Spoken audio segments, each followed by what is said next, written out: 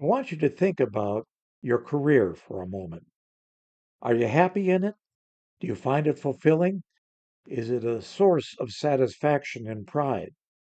Or do you dread going to work? Do you find that increasingly you count the days or the hours for either the day to end or the work week to end and wish you didn't have to go back when the next round or shift begins? Everybody goes through periods in their careers when they're not 100% happy, when there might even be perhaps an extended period where things aren't going too well. But you figure out a way through that, or you at least see that there is a good likelihood that this is a temporary setback and that things are going to get better. This is important, and it's also important for us to look very realistically and honestly at our situation and our attitude. I'm not suggesting that we jump the gun and rapidly quit the first time things go south or when we're in a bit of a funk or just perhaps tired because we've been grinding at the millstone for a long period.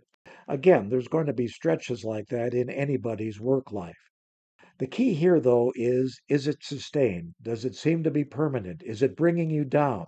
Is it depressing you? Is it affecting your relationships with others? About a month ago, in May of 2026, Ted Turner died. Who was he? Well, most of you will know that unless you're looking at this many years in the future, in which case, look it up. Ted Turner started CNN, the cable news network, in June, actually, of 1980. I was medical correspondent there from 1981 through the end of 99, so about an 18-year run as on air medical correspondent. Most of those 18 years were wonderful. Again, with bumps in the road along the way and sometimes extremely frustrating days in the midst of it. That's the kind of thing, though, that memory tends to take away over time, and you focus on what was good about it. As in case of a broadcast career, I have the stories that I wrote, that I gathered, that I put on the air, and that on interesting occasions, and occasions where it seems relevant, a lot of those stories pop back into my head. That's one of the dividends of having been in broadcast news for so many years and in an area that I profoundly enjoyed, medical news, where we talked about disease prevention and innovations in disease management, public health practice, and so on. It was a great and fun time most of the time. I had a second career too at the Centers for Disease Control and Prevention, which was quite different than the CNN years, but equally satisfying.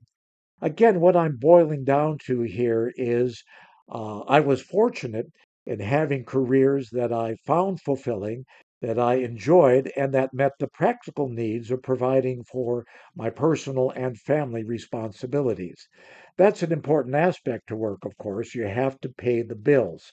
But if that's the only reason you're working and you find it very difficult to be happy doing that, it's time to not again just cut bait, but to transition towards something better that will bring you the fulfillment, the excitement that perhaps you once had.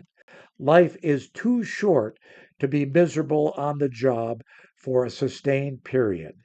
If you can't get happy, gradually but deliberately find a way to a better path for your career fulfillment and for meeting your practical needs.